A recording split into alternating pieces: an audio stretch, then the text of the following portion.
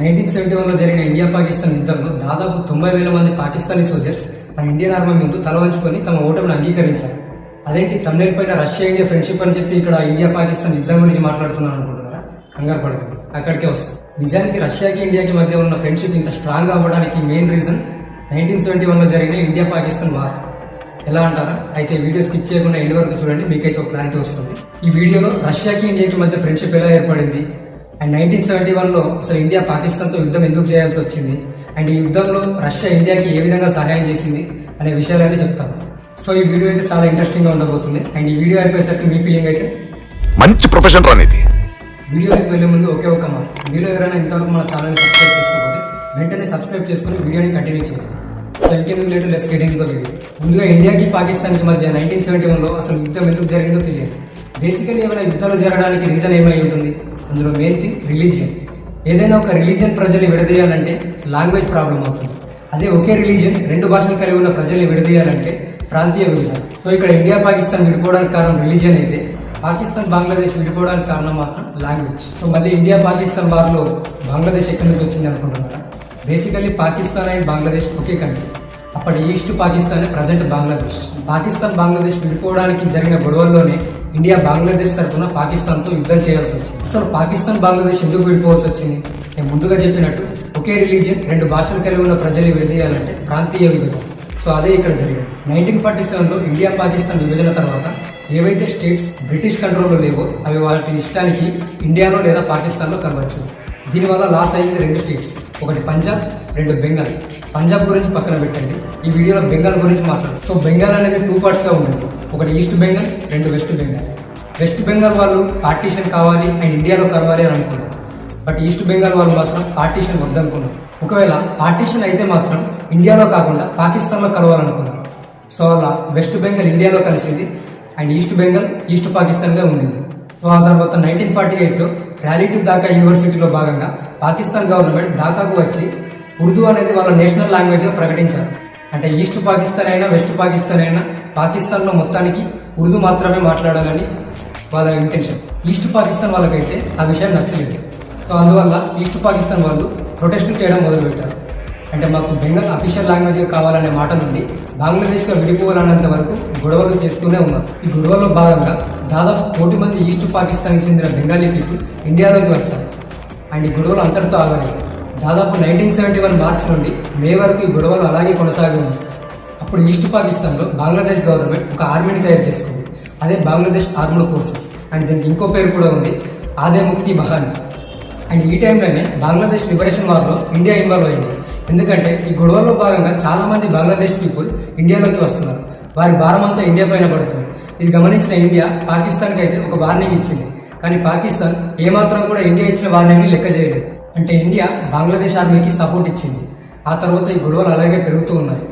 So వీటిలో భాగంగా America పాకిస్తాన్కి సపోర్ట్గా ఉండి ఇండియాకి అయితే ఒక వార్నింగ్ ఇవ్వడం జరిగింది. అదేంటంటే ఇండియా చాలాసార్లు పాకిస్తాన్ గొడవలో జోక్యం చేసుకుంటుంది, అలా చేసుకోవడం మీకే మంచిది కాదని చెప్పి అమెరికా ఇండియాకి అయితే వార్నింగ్ ఇవ్వడం జరిగింది. కానీ అప్పటి మన ప్రైమ్ మినిస్టర్ అయిన ఇందిరాగాంధీ గారు అమెరికా ఇచ్చిన వార్నింగ్ని ముఖం మీదనే కుదరదని చెప్పారు. ఆ తర్వాత యుఎస్ఏ సపోర్ట్ చేసుకుని పాకిస్తాన్ ఇండియా పైన అటాక్ చేస్తుందని తెలుసుకున్న రష్యా పాకిస్తాన్కి ఒక వార్నింగ్ ఇచ్చింది.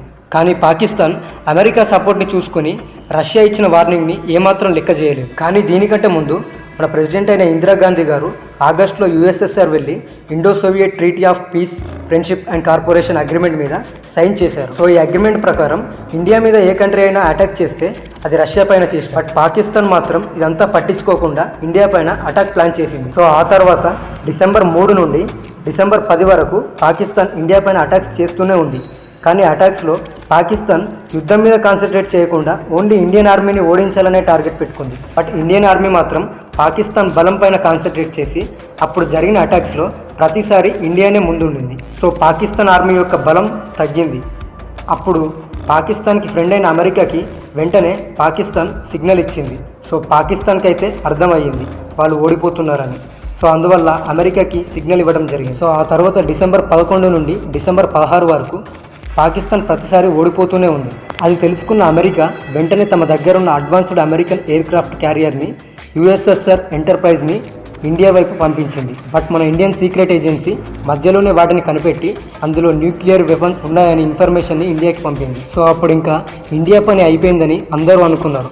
బట్ ఇండియా దానికి భయపడకుండా మన దగ్గరున్న ఐఎన్ఎస్ విక్రాంత్ని బార్డర్లో పెట్టింది. అండ్ అదే సమయంలో బ్రిటన్కు చెందిన air craft carrier HMS eagle కూడా మన ఇండియా పైన అటాక్ చేయడానికి అరేబియా సీలోకి వచ్చింది.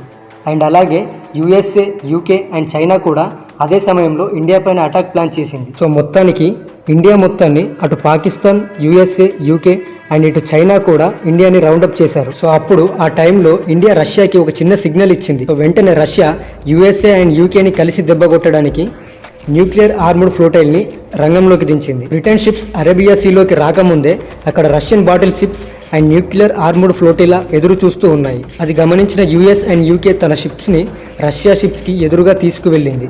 బట్ రష్యా షిప్స్ని చూసి యుఎస్ అండ్ యూకే షిప్స్కి అర్థమయ్యింది ఇక్కడ నుంచి ఒక్క అడుగు ముందుకేసిన రష్యా చంపడానికైనా చావడానికైనా వెనకాడబోదు. యూకే కమాండర్స్ అమెరికాకి ఒక రేడియో మెసేజ్ అయితే పంపింది, ఇక్కడ రష్యన్ అటామిక్ సబ్మెరైన్స్ అండ్ అలాగే చాలా బాటిల్ షిప్స్ ఉన్నాయని. బట్ యుఎస్ మాత్రం ముందుకొచ్చి రష్యాకి వార్నింగ్ ఇవ్వాలని ప్రయత్నించింది. కానీ రష్యా అమెరికాకి భయపడకుండా చూసుకుందాం పద అన్నట్టుగా రిప్లై ఇచ్చింది. దాంతో US and UK ships return వెళ్ళిపోయాయి. అండ్ అలాగే ఇండియా పైన అటాక్ కి వచ్చిన చైనా అండ్ ఇంకా చాలా దేశాలు వెనక్కి తగ్గాయి. సో దాంతో పాకిస్తాన్ మళ్ళీ ఒంటరైపోయింది. అండ్ మన ఇండియన్ ఆర్మీ పాకిస్తాన్ బేసెస్ ని అండ్ యుద్ధ విమానాల్ని నాశనం చేసింది. అండ్ మన ఇండియన్ ఆర్మీ పాకిస్తాన్ ఆర్మీని రౌండప్ చేసి వాళ్ళని లొంగిపోమ్మని మైక్ లో చెప్పారు. సో చివరికి పాకిస్తాన్ దాదాపు 90,000 మంది ఆర్మీతో ఇండియన్ ఆర్మీకి లొంగిపోయింది. దాంతో యుద్ధం ముగిసింది అండ్ బంగ్లాదేశ్ కి ఫ్రీడమ్ వచ్చింది. అండ్ ఈ యుద్ధంలో భారత్ కి రష్యాతో పాటు ఇంకో కంట్రీ కూడా హెల్ప్ చేసింది, అదే ఇజ్రాయెల్. ఇజ్రాయెల్ కి మన ఇండియా అంటే చాలా అభిమానం. సో అందువల్ల ఇండియాతో ఫ్రెండ్షిప్ చేయాలన్న మెయిన్ ఉద్దేశంతో ఇజ్రాయెల్ అనేది ఇండియాకి ఈ వార్లో హెల్ప్ చేయడం జరిగింది. సో మొత్తానికి రష్యాకి ఇండియాకి మధ్య ఉన్న ఫ్రెండ్షిప్ ఇంత స్ట్రాంగ్ అవ్వడానికి మెయిన్ రీజన్ 1971లో జరిగిన ఇండియా పాకిస్తాన్ వారే కారణమైంది. సో ఓవరాల్ గా ఇది ఫ్రెండ్స్, రష్యాకి భారత్ కి మధ్య ఉన్న స్ట్రాంగ్ ఫ్రెండ్షిప్ బాండింగ్ అండ్ 1971లో జరిగిన ఇండియా పాకిస్తాన్ వార్. సో ఈ వీడియోకి అయితే ఇంతే గైస్. అండ్ ఇలాంటి మరిన్ని ఇంట్రెస్టింగ్ టాపిక్స్ పైన వీడియోస్ కోసం వెంటనే మన ఛానల్ని సబ్స్క్రైబ్ చేసుకుని పక్కన వచ్చి బెల్ ఐకాన్ యాక్టివేట్ చేసుకోండి. అండ్ మీకు ఏదైనా ఇంట్రెస్టింగ్ టాపిక్ పైన మన ఛానల్ నుండి వీడియో కావాలనుకుంటున్నారా అయితే వెంటనే కమెంట్లో చెప్పండి అండ్ నేను ఆ వీడియో చేయడానికి ట్రై చేస్తాను. సో నెక్స్ట్ వీడియోలో మళ్ళీ కలుసుకుందాం ఫ్రెండ్స్. అంతవరకు బాయ్ బాయ్, జై హింద్.